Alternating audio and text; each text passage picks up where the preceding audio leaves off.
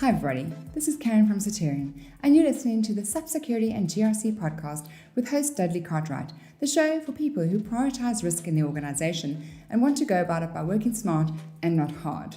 In today's episode, we'll be discussing policies and procedures relating to GRC and access management activities. What are the benefits of having policies and procedures in place? What happens if policies and procedures are not clearly defined or well documented? And we'll share a few examples with you. We'll be joined by industry expert Emile Steyn from Soterion. Thank you for joining us. Welcome, everyone. Today's podcast is on policies and procedures. My name is Dudley Cartwright from Soterion, and I'm joined by Emile Steyn, also from Soterion. So welcome, Emile. Thanks, Dudley. Nice being here.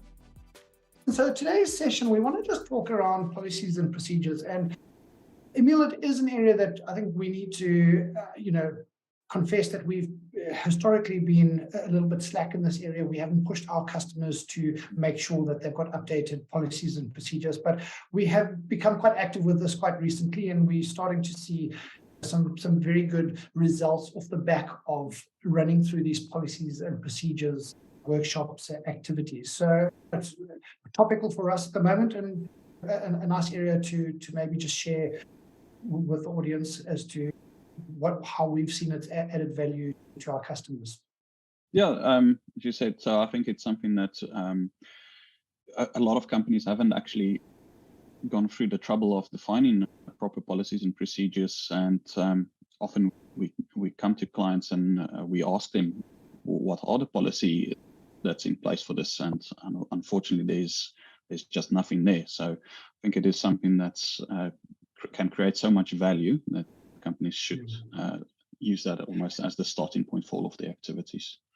Yeah, and I think a lot of companies, it's one of those pieces of documentation that sort of get outdated very quickly. So some companies may have defined policies and procedures 10 years ago, but they haven't gone back and re-looked at that document and make sure it's up to date, etc. So I think a lot of our customers feel that they've got a policies and procedure document because they've documented some of the joiner, mover, leaver process.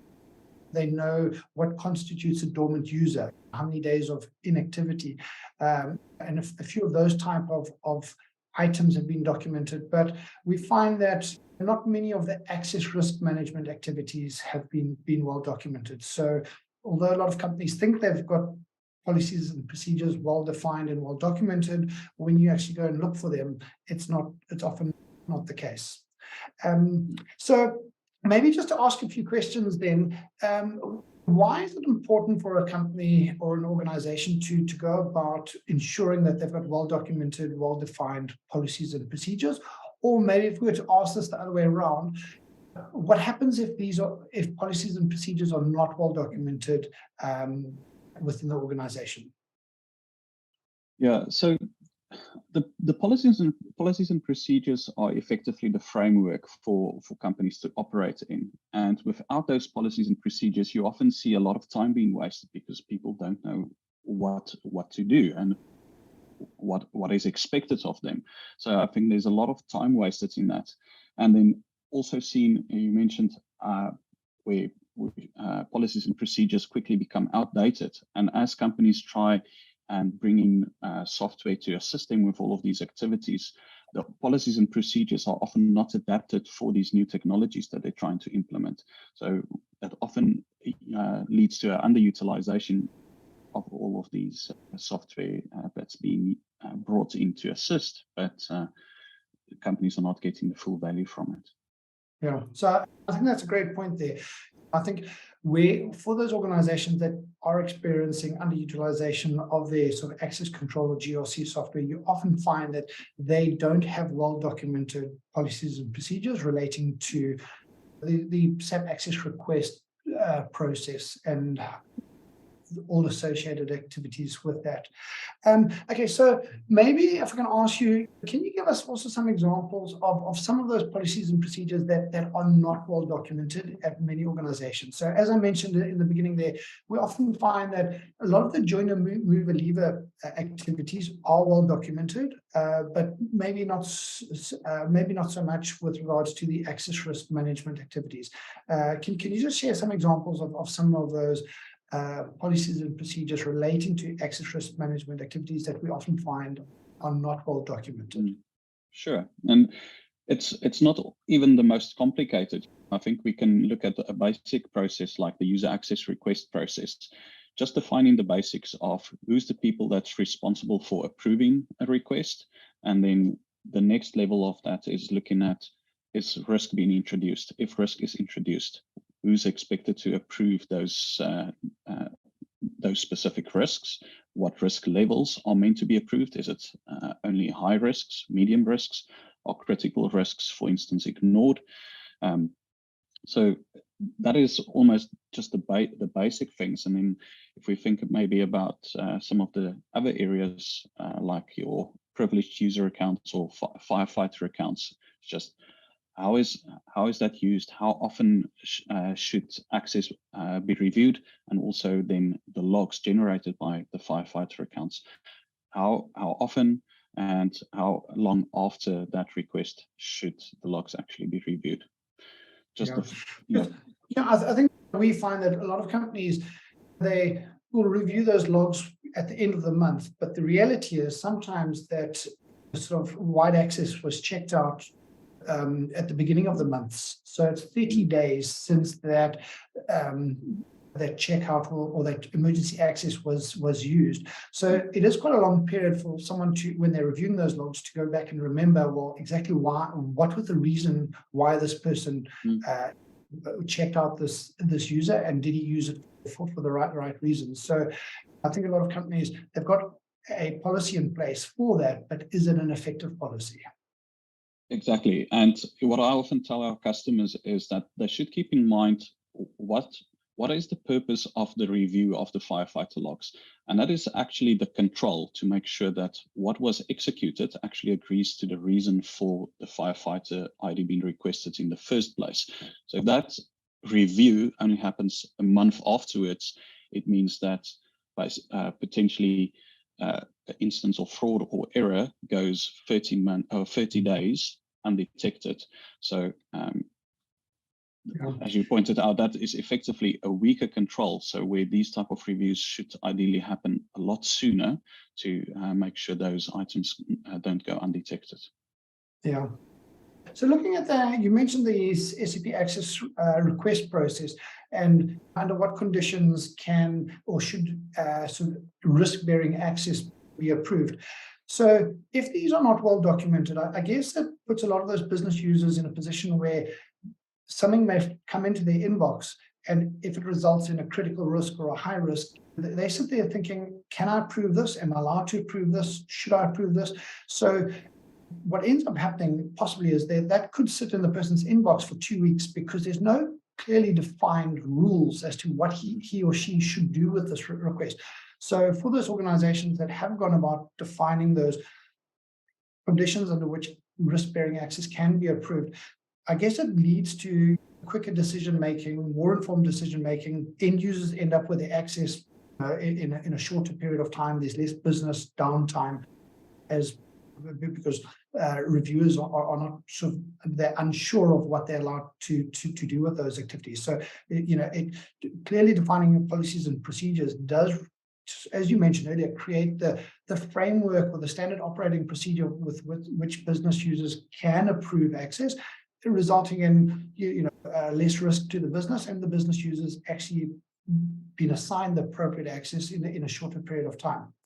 Moving on, what other benefits can you see for an organization to go about clearly defining the policies and procedures?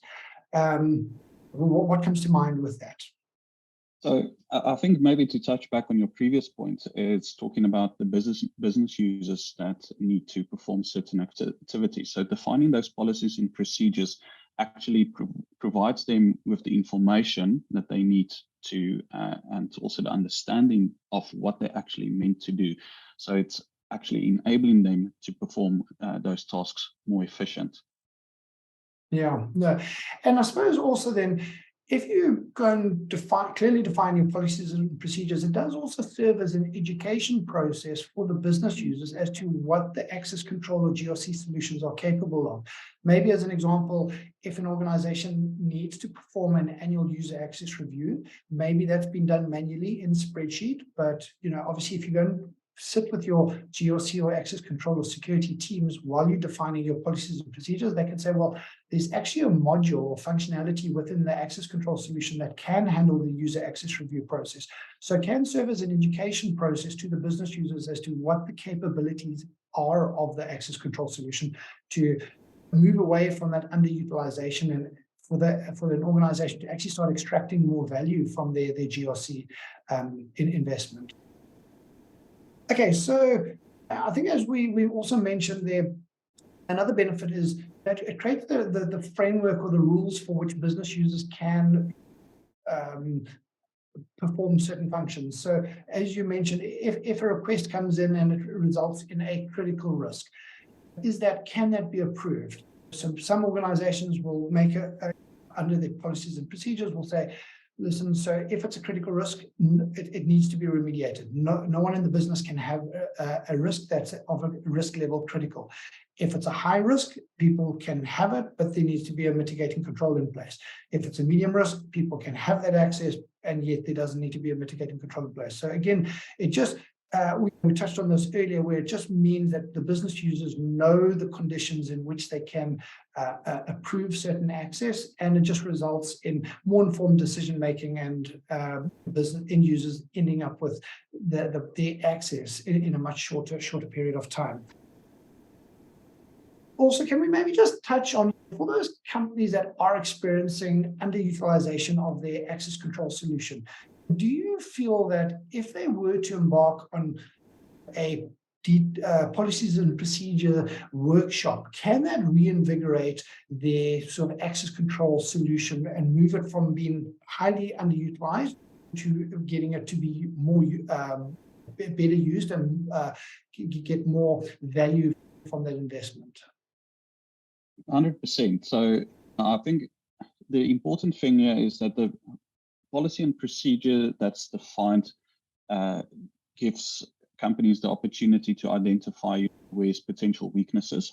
So I think that's the first part. But then continuously reviewing the policies and procedures. As a company matures, they'll also use that opportunity to then identify where's the weakness, how can I redefine my policy and procedure, and then also use that as the method to identify where are the weaknesses and where should their potential upskill take place, and where it can't be solved by people. What's the software that we need to help us solve those problems?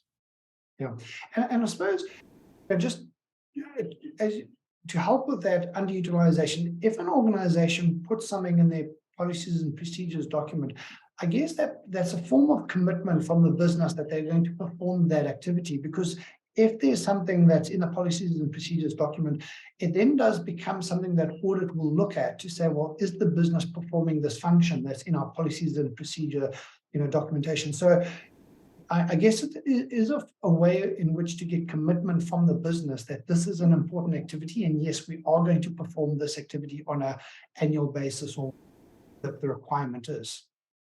And it's obviously also very important then that those policies and procedures are achievable. Companies, they've got various levels of maturity. So come up with a policy and procedure that's actually achievable, and then as you mature, those can also mature. The policies and procedures can also mature with the business. Yeah, because I think that's a good point, because if they're not achievable, understand that that's going to put pressure on you from an audit perspective, because that will become an audit finding as to say, listen, why didn't you do this? So I think it's a good point there. If you lack maturity, don't overcommit to what you're going to be able to carry out within a year from a policy and procedure. Rather build up the maturity and get there over time. Emile, I know you've done quite a few of these workshops recently. So can you maybe just share with us how you've gone about performing a policies and procedures sort of activity with an organization? I think the most important part there is that because many companies don't have policies and procedures defined, or they might have for a few select activities, is that you can't start from a blank canvas. So what we've done is we've gone and identified basically all of the touch points looking at access risk and access control management, and defined a template policies and procedures document, and using that as the base for discussion with a company actually allows a conversation with a customer instead of asking them to go and define a policy and procedure for a specific activity, providing them with initial guidelines and guidance on why certain things will work and why certain things won't work, and then making that applicable to the environment and their maturity level. So the other part that I think is important is, now as you're discussing those items, is to have the correct people involved. I always say it doesn't help if the wrong people are in those discussions. You need to have people that can make decisions, and it would also be involved in actually making sure that those policies and procedures that's been defined are being executed and being upheld.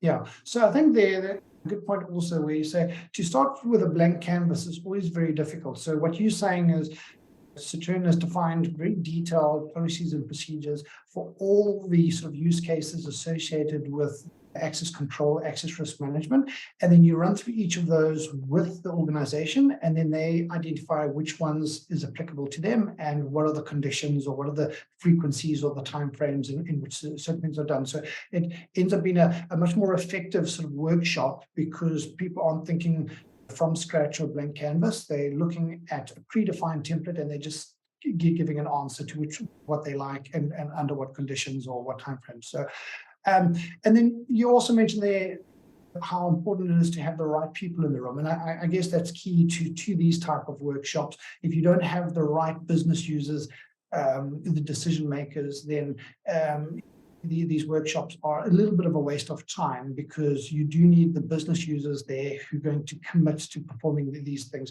these functions. And I guess the 3 workshops that you've conducted in the last month, you have been lucky enough to have the CFO in 2 of them and the CIO in the other one of them. And it does make quite a difference to the outcome of the workshop if you have someone from sort of senior management from business sitting in on those workshops and being the decision maker with that.